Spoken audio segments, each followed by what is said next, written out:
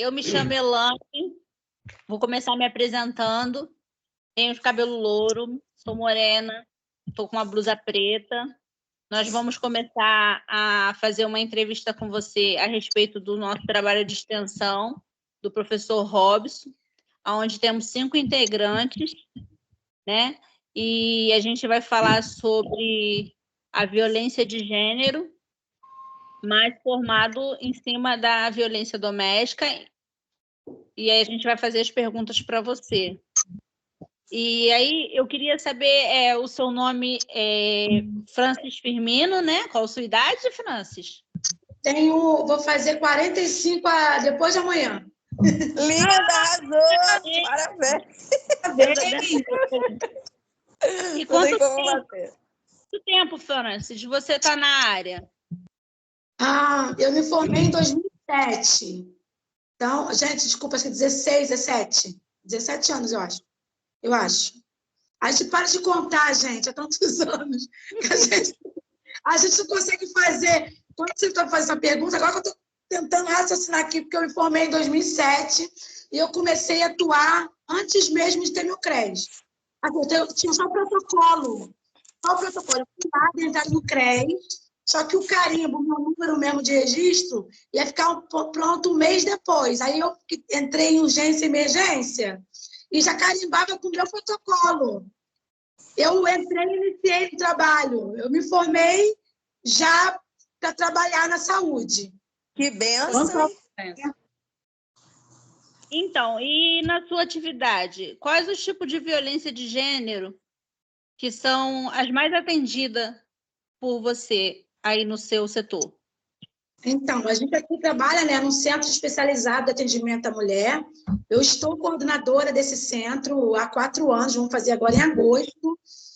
Aqui em Itaguaí, no município de Itaguaí, no qual eu sou concursada, né, que eu sou efetiva, e trabalho aqui já há 13 anos, vou fazer agora. Só que, anteriormente, eu já atuava como coordenadora do Centro de Atendimento à Mulher de Belford Roxo, onde eu entrei, iniciei, né, trabalhei lá por 2 anos e meio. Então, eu entro lá para a saúde, fico um tempo na área da saúde, urgência e emergência. Eu percebo que tem muita violência, né, que chega no hospital. A maior porta hoje, violência física, porta de entrada é a saúde, tá? É a saúde. Infelizmente, às vezes, os profissionais da saúde não conseguem notificar. A gente tem a ficha do SINAM, que é da saúde, né? Notificar mesmo, compulsoriamente, essas violências. Infelizmente, médicos se negam, enfermeiros, em sua grande maioria, sempre sobra para o serviço social, né? Então, eu comecei a atender esses casos, que eu acabei me apaixonando por cuidar dessas mulheres, acolher essas mulheres, que às vezes chegavam lá, aí eu trabalho um tempo, depois, por causa dessa experiência minha, na saúde, eu entro na especialização da UERJ, que é aquela, não sei se você já ouviu falar, Serviço Social e Saúde, que é acho que é a única especialização do Serviço Social da UERJ. E ali eu estudo, entro na especialização em 2011, e ali eu estudo sobre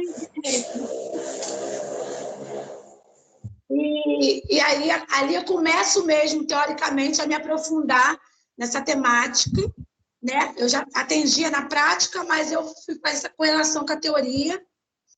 Aí foi a feminização do cuidado, porque é dada à mulher a obrigatoriedade de cuidar do outro, e aí eu trago a questão da nossa profissão de serviço social, que em sua grande maioria é feminina, né? Pedagogia e outras profissões que é dada à mulher, que acha que é da mulher. Claro que hoje está mudando muito.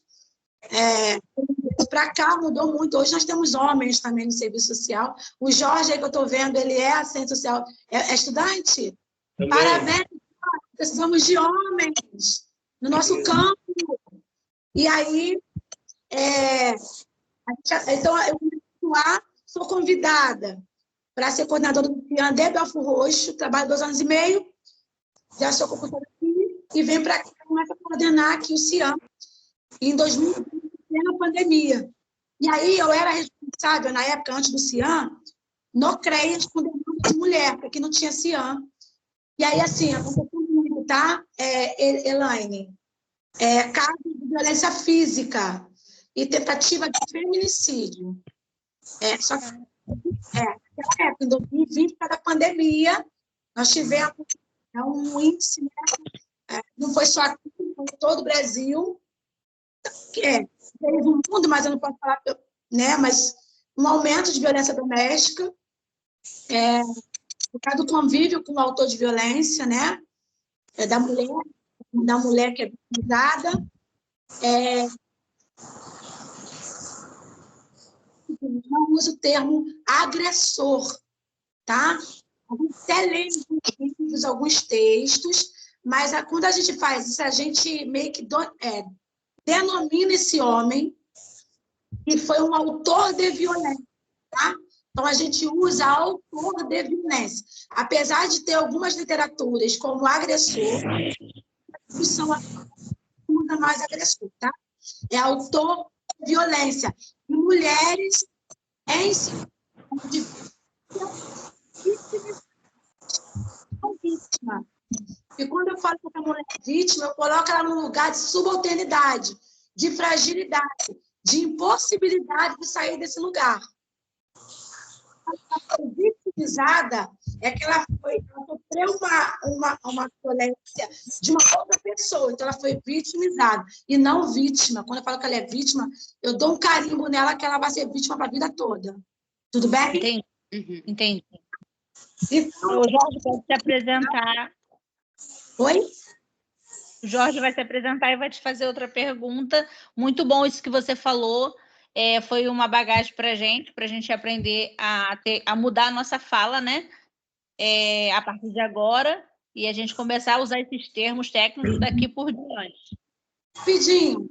Agora, aqui no CIAM, o maior índice aqui é violência psicológica, tá? Psicológica. Não é física. Isso é em lugar. Meu Deus. É uma situação muito difícil, né, que nós estamos vivendo no Brasil. Muito. Rapidinho. Lembrando que nós temos a violência de gênero, ela é essa violência global que é da desigualdade, né? Dessas relações de uma sociedade machista, patriarcal, tá? Misógina, uma estrutura de dominação masculina.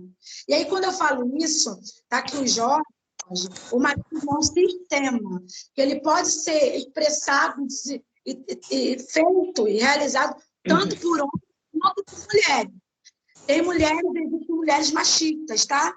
Então, é um sistema. O machismo ele não é típico do homem, do gênero masculino, é melhor, do gênero masculino. Mas ele também é realizado, ele também é expressado por mulheres, tá bom? Então, só para explicar. Então, nós temos 5 tipos de violência, que são a expressão de gênero, que são violências doméstica e familiar. É doméstica, que acontece dentro do âmbito familiar, dentro de casa, e é familiar porque sempre são pessoas próximas.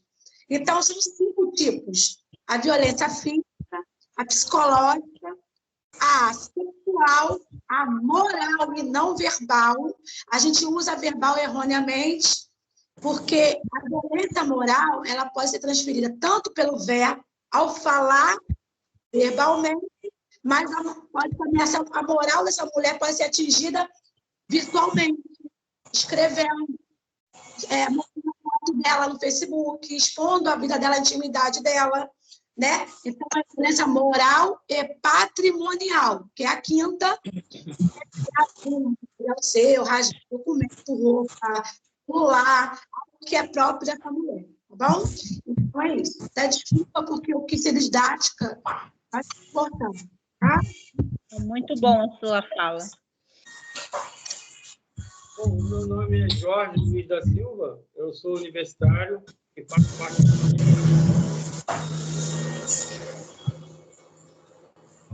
terceiro período. Às vezes eu fico tendo, né, falar sobre violência doméstica, agressões físicas, de certa forma eu fico um pouco perdido. E aí eu fico tentando entender quais são as razões, causas que provocam essa violência de gênero na sociedade, para ter um entendimento melhor sobre esse assunto. O que você poderia responder para me ajudar? Então, entende? Quando a gente consegue entender que a violência doméstica familiar ou a de gênero, ela não é só de um território, não é só de um país, não é só de um lugar ou só de uma pessoa. Essa violência, ela tem uma base igual. A gente tem a desigualdade, que a gente estuda, que são as questões sociais, desigualdades sociais, né? que é o objetivo, que é o objeto do nosso trabalho, da nossa intervenção enquanto assistentes sociais, né? A questão social, a desigualdade, mas a gente também, dentro dessa desigualdade, existem as desigualdades dentro de uma relação de gênero. Nós temos 2 gêneros, e isso não muda. A questão do gênero não muda. É o gênero masculino e o gênero feminino. A questão da identidade de gênero é uma outra questão, é de uma pessoa que se identifica com esse gênero. A gente chama de binário, tá? Então aqui é partindo de um pressuposto do binarismo, tá bom? Então, essa violência, o que estrutura essa violência, o que dá base para essa violência, é uma sociedade, Bourdieu fala sobre isso, que é uma sociedade de uma cultura aonde não é de agora, então a gente, desde o tempo lá, do século passado, vamos dar um exemplo, lá do início, a mulher era entendida, né? Também muito capitalista, que era um pecuniário, que tinha a obrigatoriedade de cuidar dentro da esteio familiar, então, do pai, do filho, do marido, do amigo, por quem for, né? Então, essa sociedade se estrutura nessa base. Não só capitalista na questão econômica, mas também dos corpos. E aí, Foucault fala muito sobre isso, sobre esse controle dos corpos, que a instituição, e aí eu vou te falar, seja ela a família, a igreja, seja qualquer tipo de instituição, tem uma visão do corpo feminino, da mulher, sempre de controle. Então, com isso, tendo essa base, não só legal, né? Até porque agora, acho que foi ano passado, esse ano, que o crime por honra foi agora que foi extinto no STF. Agora. Então, a gente tem o homem traído por jamais.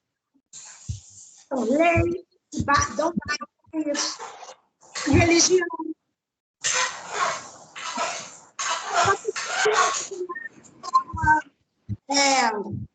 As instituições têm essa base, mesmo não querendo, que essa mulher, que o homem tem mais privilégio. Isso é real, isso eu não estou falando por militância, tá?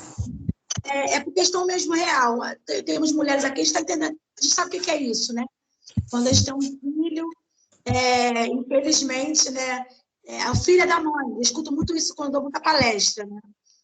O filho, quando eu falo isso, quando a mulher reproduz isso, sabe o que ela fala para o homem? O homem entende? Então, se o filho é da mãe, eu não preciso dar pensão. Eu posso fazer 10 filhos e me preocupar. Então, se a mulher não entende o quanto isso é perigoso para ela, o quanto isso prejudica ela. O filho são dos 2, né? Tanto dele quanto dela. Quando a gente consegue modificar isso, a gente tem. Então, voltando à tua pergunta, quando a gente pensa assim, a legitima a agressão. Ela vai com uma escala. Ela jamais, assim, grande maioria, por isso que a violência psicológica hoje, ela é o maior atendimento nosso aqui.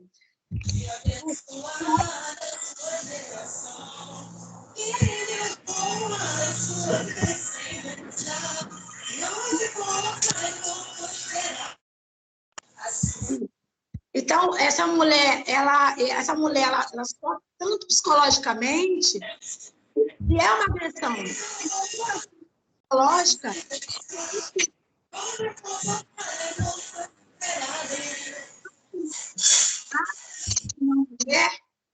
é sim essa questão da estrutura machista que a gente tem na nossa sociedade. Mas eu queria muito didática.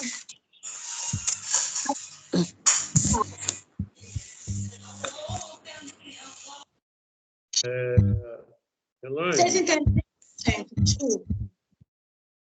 deixa eu te falar uma coisa. Está tendo um pouco de ruído. Não sei se tem algum... Não é o meu, não. E eu penso que quando ela estiver falando, as pessoas desligam o microfone para não ter ruído, porque está atrapalhando a voz dela. Beleza. Porque ele ficou interferindo. Então, eu vou só te falar, falei muita coisa, mas assim, vamos lá. A violência, talvez na gravação, deve ficar limpo, provavelmente vocês podem rever. Mas vamos lá. A violência doméstica, ela é pautada numa estrutura de uma sociedade machista, patriarcal, misógina, aonde entende que a mulher é menor, que o corpo da mulher é um corpo passivo a ser machucado, passivo a ser agredido, sabe? De não entender. A gente atende muitos casos aqui que os companheiros das mulheres que a gente atende, ele limpa mais o carro dele, lava mais o carro dele, ele cuida do carro dele. Se o carro dele tiver um arranhão, ele fica muito revoltado, mas ele consegue dar um soco na cara dela, ele consegue quebrar os dentes dela, ele consegue cortar o cabelo, queimar com limba de cigarro, estuprar. Então, assim, a gente só tem casos terríveis. Essa semana eu atendi um caso que eu vou te falar, eu já trabalho isso com muito tempo, eu fiquei muito mexida.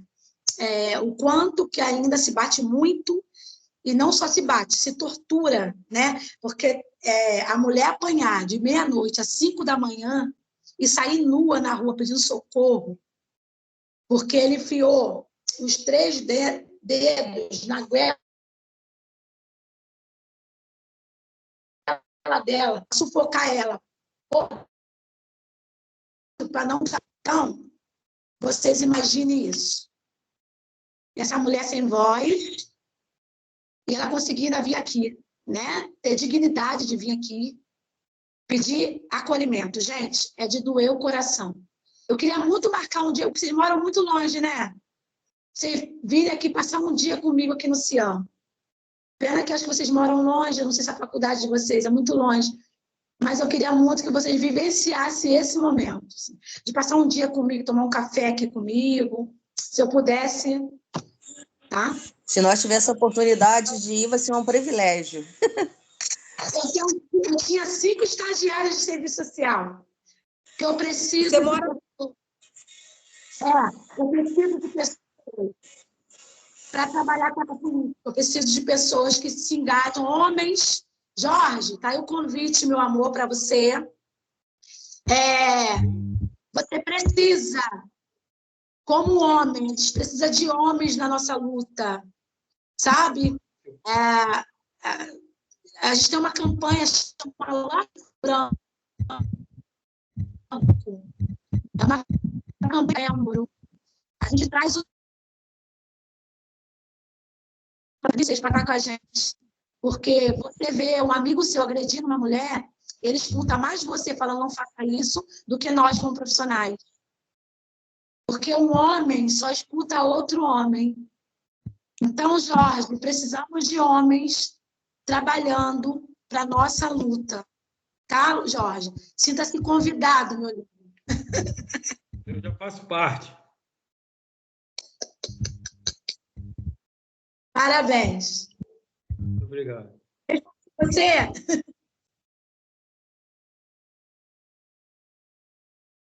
Elaine, Pode tá falar. com você. Boa tarde. Boa tarde. Meu nome é Estela. Uso óculos, sou branca, meu cabelo é enroladinho, só está preso hoje. Estou com uma blusa preta. E é um prazer, tá? Muito obrigada mesmo por estar fazendo parte da nossa entrevista, tá? E assim, como que você percebe a eficácia das políticas públicas atuais em relação ao nosso projeto, a essa...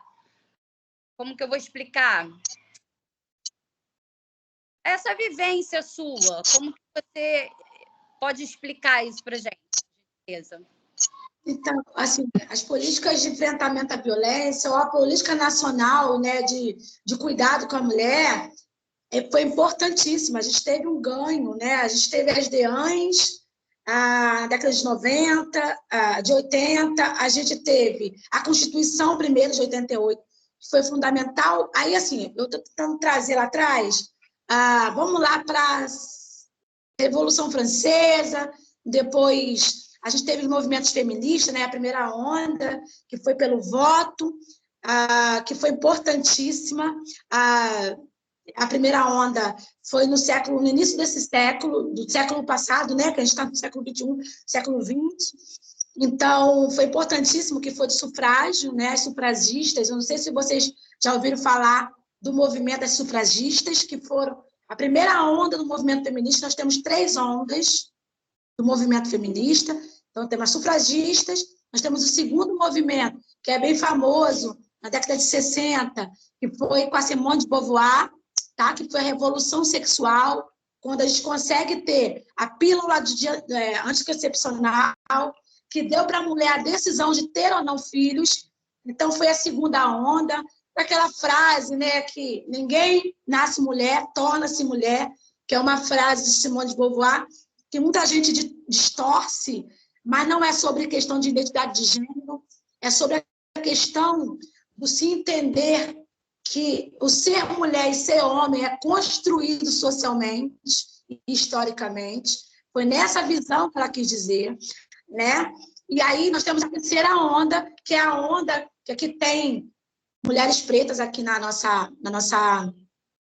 encontro aqui, como eu, homem preto também, que é a terceira onda, que é da Angela Davis. Não sei se já ouviu falar dela, que está viva, maravilhosa, poderosa. Eu sou muito fã dela. A Angela Davis trouxe a questão do movimento do feminismo preto, né? Foi uma crítica ao feminismo da década de 60, né? Esse feminismo que já vem ao longo da primeira e da segunda onda. Ela faz uma crítica na terceira onda sobre essas mulheres, com essas mulheres brancas que falavam assim, tá, esse feminismo de vocês é para conseguir estudar, trabalhar e ter uma vida sexual livre. Tá bom. Aonde eu, enquanto mulher preta, me encaixo? Porque quando você sai para trabalhar, eu cuido dos teus filhos e faço faxina na tua casa. Né? Ela fez isso, ela fez pensar. Enquanto você, mulher branca, está saindo para ter tua independência financeira, eu, mulher preta, estou limpando a tua casa. Então, é uma crítica, que aí ela traz o termo, que eu falo que é uma palavrinha difícil, que é interseccionalidade, que é um tema muito atual, que ela traz as questões de gênero, não só da violência, não só da desigualdade de gênero, mas ela traz sobre a questão da classe e da raça. Quando ela traz esse termo e fala, olha, essa mulher que sofre violência, ela é pobre e ela é preta, tá? Então, a sua grande maioria das mulheres que buscam atendimento de violência doméstica são mulheres de classe baixa e pretas, tá? Então, a mulher preta, apesar de sofrer todas as outras discriminações, a mulher também preta é a mais vitimizada em relação à violência doméstica. Isso é cruel, isso é dolorido, isso é muito triste. Porque são mulheres como eu, que eu atendo aqui em sua grande maioria. Então, as políticas, elas ainda precisam melhorar muito, mas elas já têm um grande avanço. Nós temos a Lei Maria da Penha, que foi um marco, é uma lei 11.340, de 2006. É uma lei que vem para modificar, uma lei que não foi de graça, foi uma lei pelo choro de muitas mulheres, inclusive a própria Maria da Penha, que sofreu tentativa de feminicídio 2 vezes. E o autor de violência, que era o companheiro dela, saiu ileso. Tá?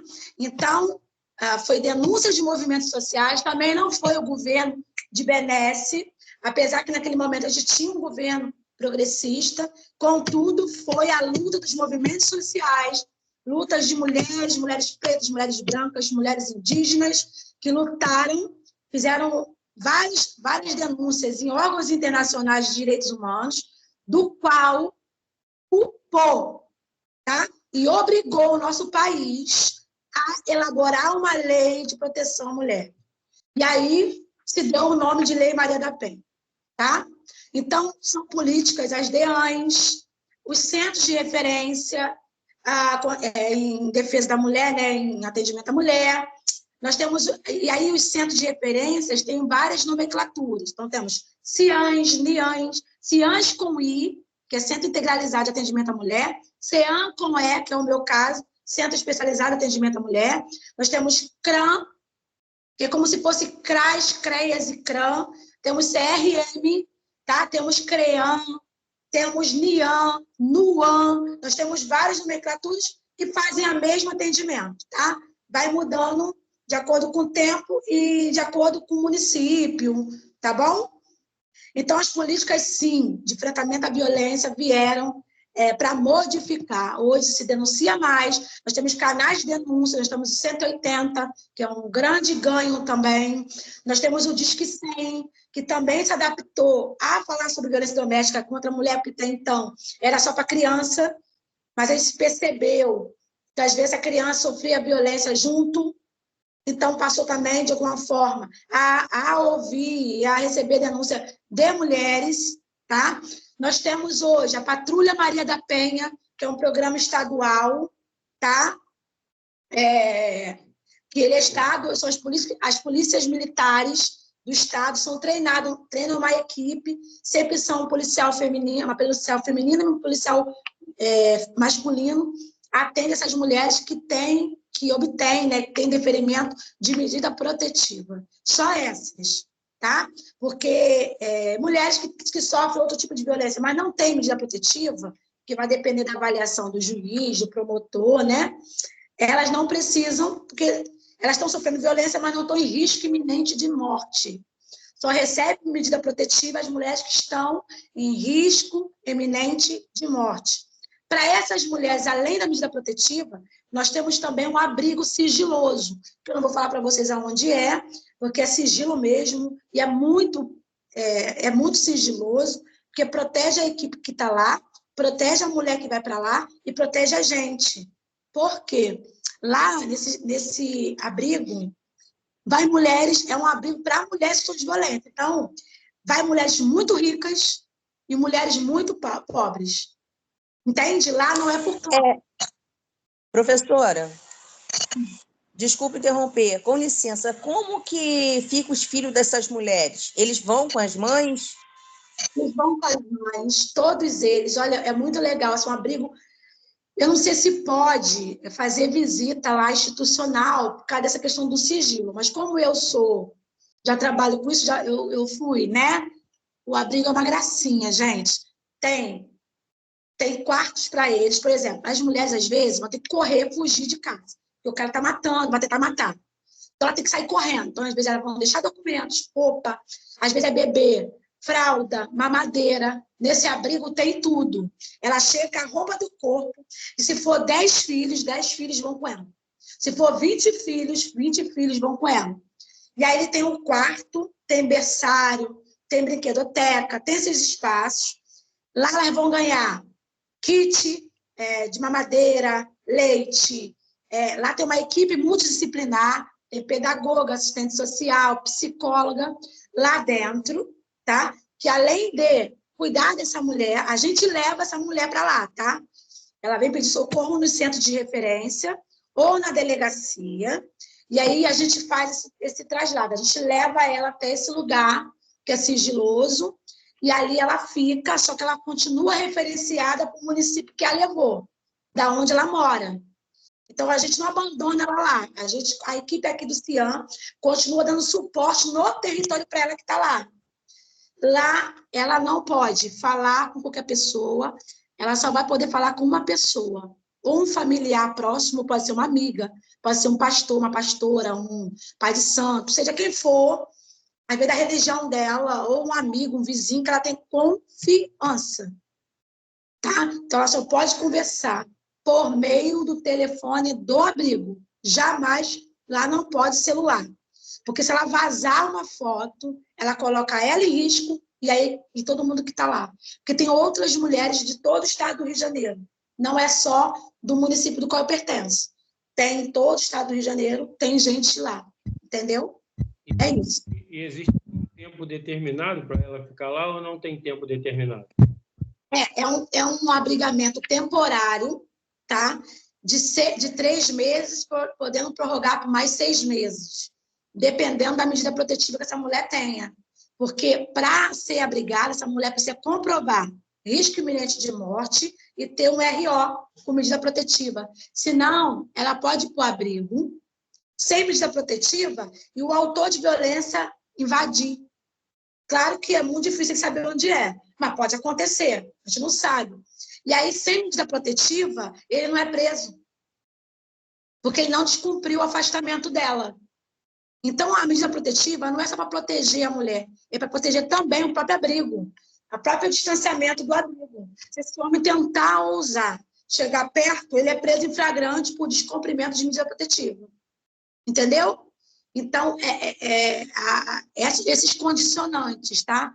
Que são importantes para o abrigamento dela. Muito boa a fala, professora.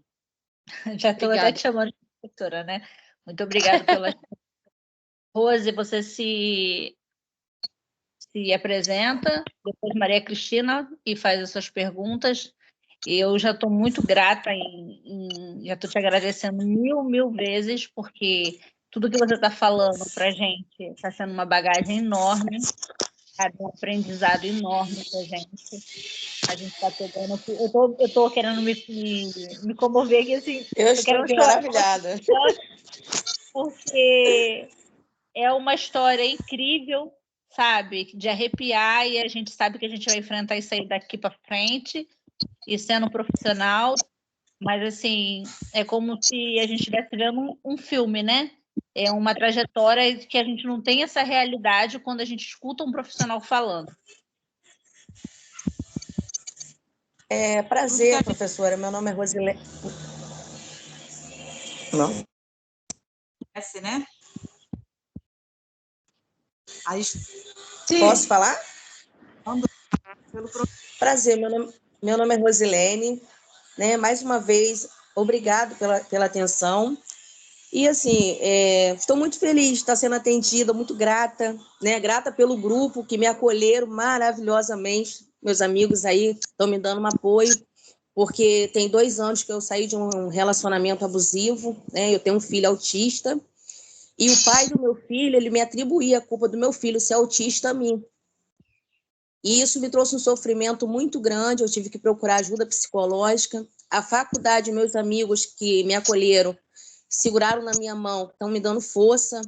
E a cada dia que eu aprendo uma coisa, professora, eu me sinto feliz. Cada dia que eu escuto uma palavra de uma mulher ou de um homem mesmo de apoio, isso me enche, me dá esperança para continuar vivendo e lutando.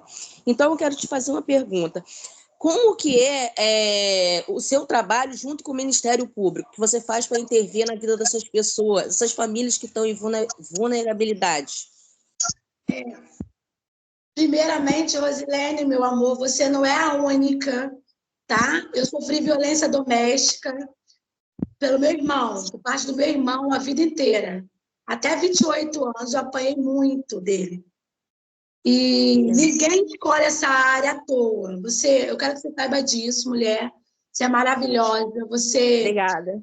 Você é forte, você tem uma força que você nem imagina. Se você acha que você é forte, você tem muito mais. E conta comigo a partir de agora, tá? Eu vou te depois passar meu telefone. E a partir de agora você tem uma amiga aqui. A gente vai conversar. Eu vou te ajudar. Eu vou te auxiliar. Você precisar de mim coisa na faculdade, para orientação. Fran, preciso. Pode contar comigo. As minhas estagiárias são minhas filhas.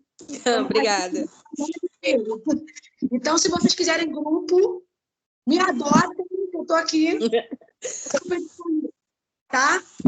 Meninas, olha só. Me adotem.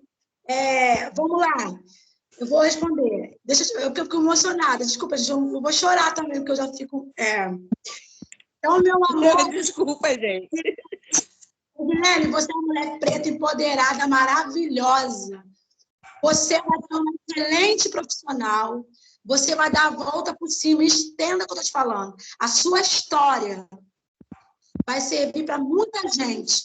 Hoje você está como estudante. Amanhã você vai estar como profissional, fazendo como eu estou fazendo aqui, sendo inspiração para outras pessoas. Não desista. Se eu contar para vocês a minha história, você vai falar assim, caramba, está aqui uma menina preta, sofreu abuso sexual com 7 anos de idade. Quem está falando com você aqui não é uma pessoa à toa, qualquer pessoa que não sabe o que está vivendo. Eu falo sobre violência doméstica, eu vivenciei isso, tá? E eu sou a primeira da minha família a terminar uma faculdade, eu tenho 2 graduações, eu tenho especialização, eu tenho mestrado e estou indo para o doutorado.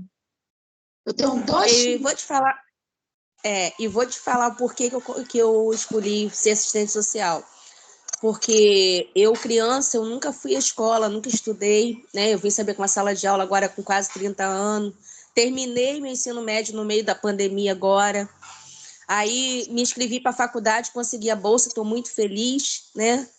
Mas o que me incentivou foi ouvir de uma pessoas que não teve uma boa alfabetização, que não estudou quando era criança, não conseguiria ficar numa faculdade. E eu estou vendo que isso foi só uma coisa para me desanimar. Quando eu me deparo com Elaine, que segura na minha mão, Estela, Cristina, Jorge e os profissionais, eu vejo que a minha dificuldade, cada dia eu vou vencendo essa barreira. E a pessoa que falou isso para mim hoje está estudando junto comigo e cada dia ela vê a minha vitória. Cada dia eu aprendo uma coisa mesmo. Muito obrigado de coração. Mas vamos lá. Vamos lá.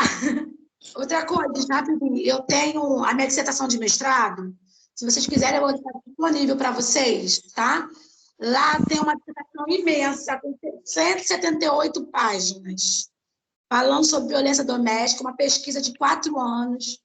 Eu estou dando para minhas estagiárias, elas estão lendo. Se vocês quiserem fazer o TCC nessa área, eu acho que é um campo novo, eu acho que é um campo importantíssimo para vocês.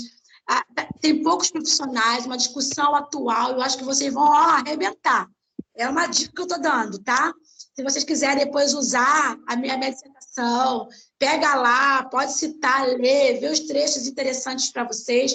Lá tem um histórico todo do CIAM, todos os projetos que eu elaborei aqui no CIAM. Gente, está linda a minha dissertação, inclusive, eu vou publicar ela, a gente vai fazer uma publicação agora no Congresso. Tem coisas legais acontecendo, depois a gente vai conversar, a gente vai trocar, tá? Vamos lá para a resposta. A gente faz parceria, sim, com a rede intersetorial, então a delegacia, a MP e juiz, né, e o fórum. A gente aqui não tem vara especializada em violência, aqui em Itaguaí não tem, contudo, o juiz é nosso fechamento, parceiro, e o MP também, um promotor maravilhoso, que dá um suporte para avaliação e deferimento da medida protetiva. A gente precisa dessa articulação, porque quando encaminha uma mulher para o MP, é ele que avalia e que passa o parecer dele para o juiz dar deferimento ou não da medida.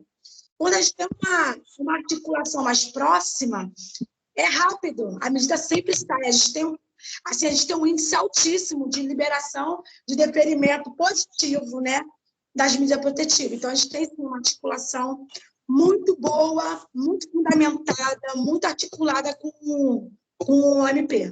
Tá bom? Tá bom, obrigada, professora. Então, Francis, eu gostaria também de fazer uma pergunta.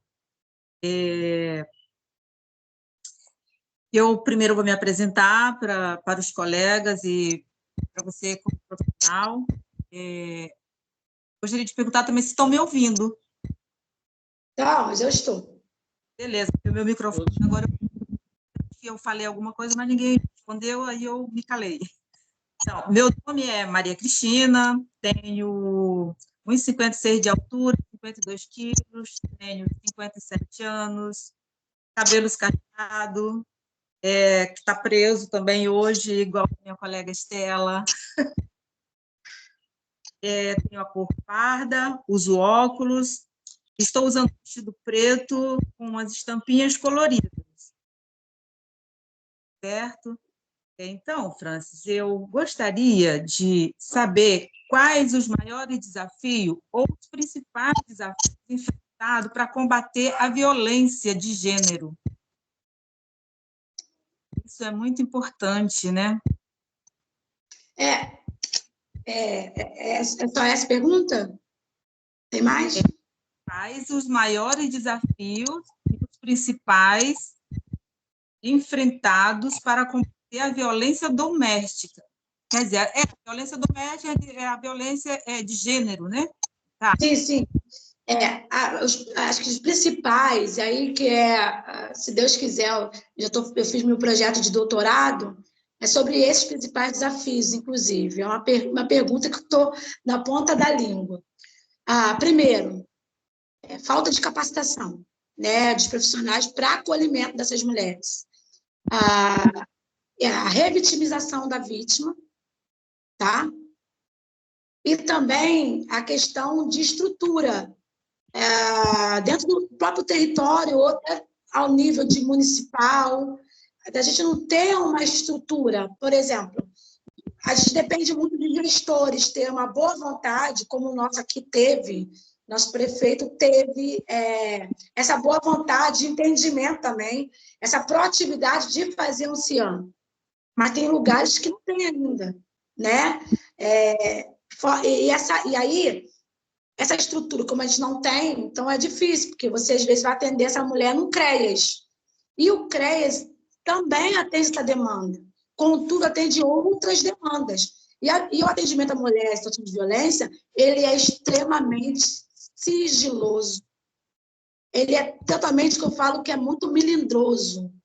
Porque se essa mulher chegar num CREAS, onde está todo mundo, gente lá que vai pegar a cesta básica, pessoa com deficiência, outros tipos de demanda, essa mulher vai se retrair, não vai ficar.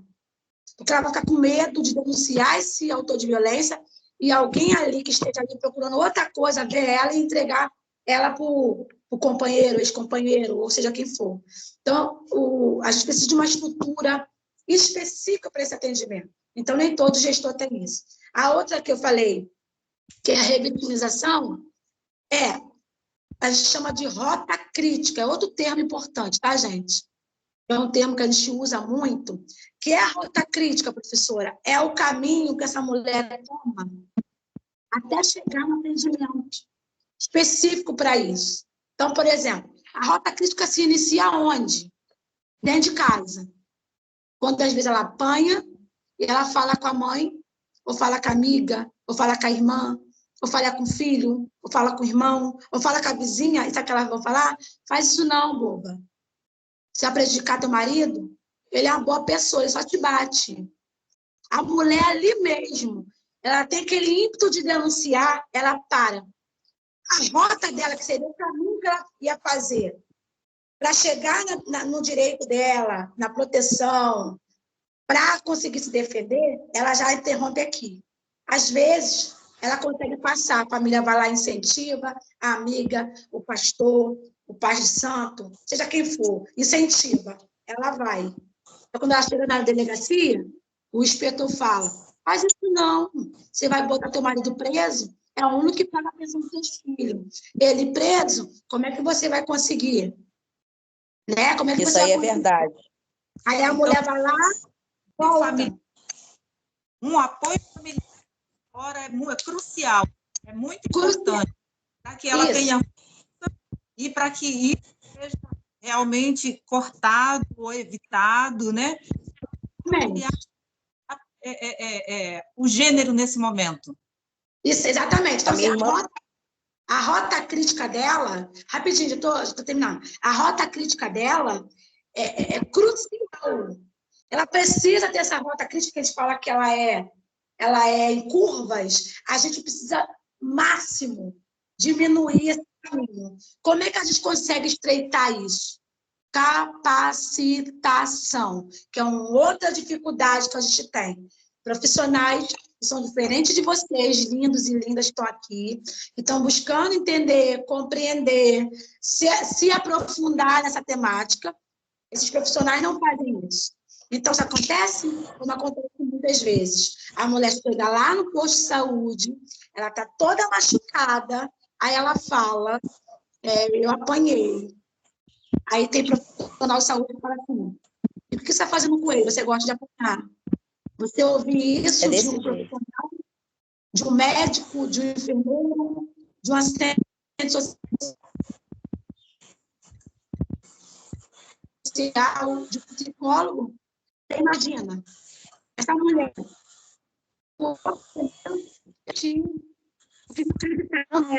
é isso, as principais dificuldades, a capacitação, até dentro do território, a rota crítica dela, que é dentro do território da percorre para chegar, né, a rota crítica, então a revitimização, e também a falta de capacitação dos profissionais.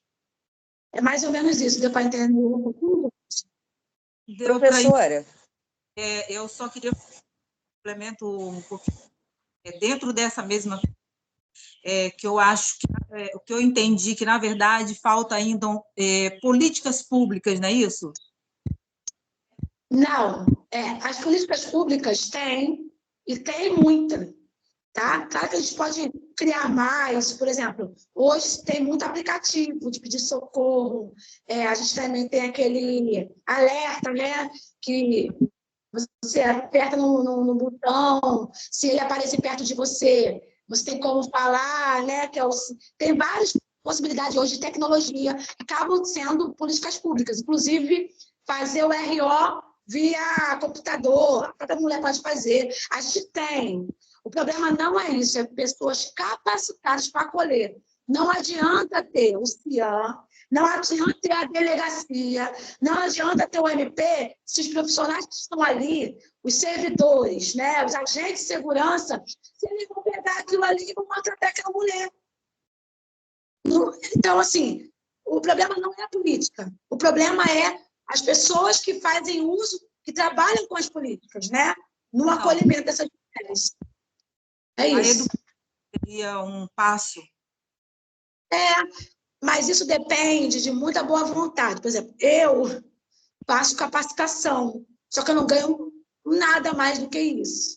Eu faço aqui no meu território, já capacitei milhares de pessoas, de médico a enfermeiro, mas eu faço isso voluntariamente, para que o mínimo do pessoal que está aqui no meu território possa saber um pouco para mandar para a nossa equipe aqui.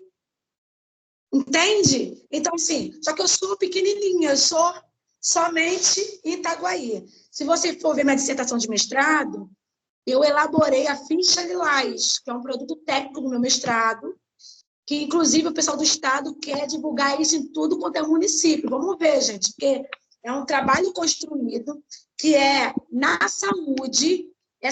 Vamos embora, vamos montar. Para que aconteça. É uma ficha que vocês vão fazer. É uma ficha que qualquer pessoa, lá está bem didático, ele consegue diminuir essa roupa da mulher e consegue semear para a gente. Então, assim, cara, falta força de vontade. Também, outra coisa, eu aprendi uma frase, anota aí, de uma professora minha de graduação, para vocês, estudantes de serviço social. Estudantes de serviço social ou assistente social, temos que ter 4 palavrinhas grudadas no nosso coração e na nossa mente. Nós somos denominados como cri-cri com-com. Cri-cri com-com. Anota aí, cri-cri é C-R-I, C-R-I, C-O-M, C-O-M. Sabe o que significa isso? Crítico, criativo, compromissado e competente. Se você não é isso, não dá para ser assistente social. Se você não é crítico, olhar a realidade que se apresenta para você, mesmo que pareça que essa mulher gosta de estar junto com esse cara, E você não olhar entre linhas e não fazer uma análise crítica da realidade dela, você vai pré-julgar, você vai ser repetitivo, você vai julgar essa mulher. Você não vai dar possibilidade para ela conseguir se transformar e sair daquela situação. Porque, às vezes, você vê mulheres com muito dinheiro, mulheres como a Ana Hickman, e aí a gente pode reproduzir um preconceito e falar como é que pode ela aguentar isso? Gente, a dependência emocional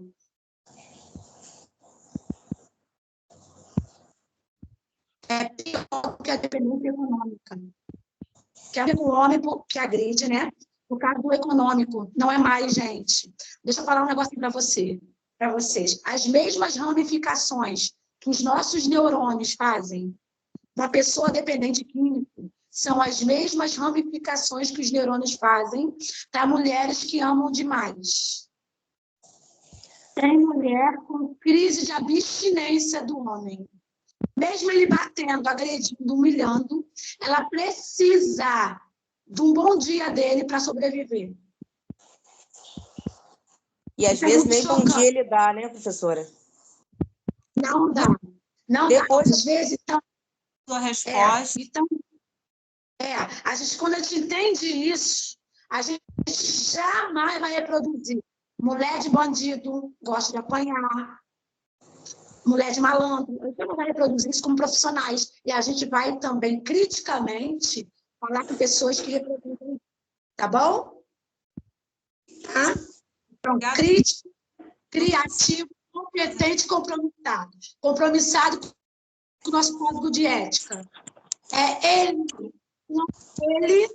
Não podemos basear em nada, julgo do outro, palavras. Não. É o nosso código de ética que rege a nossa profissão. É isso. Professora, posso te fazer mais uma pergunta? Deixa eu tirar uma dúvida contigo aqui de um fato que aconteceu comigo há uns anos atrás. Quando a mulher trabalha numa casa de família, que ela é agredida pelo patrão dela, que foi no meu caso, se enquadra como violência doméstica? Sim, sim. Na época mandaram eu ficar quieta, porque senão eu ia perder o emprego, porque eu tenho uma mãe que é especial, que eu cuido dela, meus irmãos eram pequenos na época, porque meu pai abandonou a minha mãe, e eu fui trabalhar muito nova nessa casa. Aí, como já nós estamos falando sobre violência, aí eu estou tirando essa dúvida, porque às vezes eu fico pensando que violência é só quando eu estou dentro da minha casa, entendeu? Não. Você estava dentro do âmbito familiar, que não necessariamente é sua. Mas também, gente, olha só, deixa eu explicar um negócio para vocês. Existe violência de gênero que também se enquadra dentro da Lei Maria da Penha. Então, por exemplo, se você estivesse num baile e ele te batesse, você cabe também medida protetiva. Se ele te ameaçar, se é um lugar que você frequenta, um lugar que você tem contato com ele, também. Outra coisa, gente, violência doméstica, deixa eu explicar. Ela defende o gênero feminino, tá? Tanto cis quanto trans, tá? Mulheres trans também se enquadram dentro da proteção da Maria da Penha, tudo bem? Só que, assim, é muito difícil. Uma mulher cis, a gente chama de cis, são mulheres cisgêneros. São mulheres que se igualam na sua identidade de gênero com o seu sexo biológico. Então, quando se dá match, quando coisa é igual, é cisgênero, tá? Quando essa mulher é diferente, né, são mulheres trans, e aí estou explicando para vocês de acordo com lei, tá? Eu não estou aqui passando nada para vocês, estou passando nada em relação ao que vocês entendem ou não, aceitam ou não. Eu estou falando sobre a lei, tá? O direito da mulher trans também. Então, se nós somos mulheres cis, temos dificuldade de denunciar, imagina a mulher trans. Então, gente, é um outro processo mais violento. Nós somos hoje o primeiro país, o país número 1 em morte de homossexuais, público LGBTQIA+, AP+, né? Então, você imagina a gravidade. Nós somos hoje o 5º país em feminicídio. Tá, gente? Isso é um dado também. Tá? E aí, outra coisa. Então, a mulher que vai precisar da Maria da Penha para se defender são mulheres cis e trans. Agora, os autores de violência não necessariamente tem que ser homem, pode ser mulher também. Tá? Então, por exemplo, uma mulher com uma relação homoafetiva com uma outra mulher. Se uma dessas mulheres a agride, essa mulher pode ser presa pela Lei Maria da Penha. Tá? Se é nora, filha, irmã, até amiga, tá? Você pode entrar. Mas tem que comprovar que você tinha uma afetividade, tem um vínculo. Entende? Então, assim, eu quero que ele entenda que a Lei Maria da Penha não só prende homens na cabeça, né? Homens trans, né? Também, aí homens trans, estou falando de mulher trans. Homens trans, que são mulheres, são mulheres que nasceram com sexo biológico feminino, né? Só que elas se identificam no gênero masculino. Então, também, se agredir, vai preso. Ou vai preso, tá, né? Mas aí, no caso do homem, vamos dizer do homem que... Como que eu vou dizer? Um homem que vive com o outro. Quando uma parte agride o outro, a Lei Maria da Penha também ampara essa pessoa? Isso que eu quero saber. Esse outro se identifica com o gênero feminino. Aí ele vai ser protegido. Ah, tá? é? Pela Lei Então, Maria da Penha? Que bom, Sim. coisa legal, não sabia dessa parte. Um deles se entende como trans. Aí tem toda uma comprovação que aí depende de mim, quem vai fazer essa avaliação é o jogo de justiça, tá? A gente No caso, é o Ministério Público, né? Isso. A gente atende mulheres cis e trans, mulheres que são trans. A gente não atende homens gays, tá? O CIAN não. Tá? Ih, tô meio confusa, hein? Você não atende? Não, homens gays, não. Pode falar, professor. Mulheres trans, é porque assim, gente, é uma aula aqui, é muito difícil. Deixa eu explicar só rapidinho, tá? É muito rápido que eu ensino aqui a galera aprendeu, é mais fácil, didaticamente. Imagine cabeça, aqui é identificação, aqui é gênero. Coração, afetividade, com quem eu gosto, afetivo. E biológico, que é o sexo, o transo e o sexo que eu tenho quando eu nasço. Uhum. Não necessariamente as três coisas vão ficar juntas. E aí, amor, é uma outra aula. Se vocês quiserem, eu estou aqui disponível. Tá bom, amor. Tá bom, muito obrigada por isso. Gente, é isso. É porque, assim, é longo o negócio, tá? Ainda tem É muita coisa. Tem com essa bagagem toda. Assim, tem os pansexuais. Um leque de gente. É muita coisa. Respondi? Agradece muito, muito, muito, muito, com todo carinho, essa dedicação, esse teu tempo que você disponibilizou para a gente, tá? Sim. Essa clareza que você trouxe para a gente, que, assim, nossa, foi imensamente uma aula realmente. Por isso que a gente está te chamando de professor o tempo todo, porque como se fosse uma aula. Vou dar aula para o serviço social, eu estou entregando meus currículos aí, vamos ver. Então, tá bom. É uma professora e tanto, porque assim, a sua bagagem, o seu carisma, a sua educação, muito obrigado por tudo. Isso vai ajudar a gente, ajudou a gente muito, né? Sabe, a gente está com um carinho imenso por você. Muito obrigado por tudo. Que Deus venha abençoar cada dia mais a sua vida e que a gente um dia venha se encontrar como parceira de profissão. Por favor. Tá?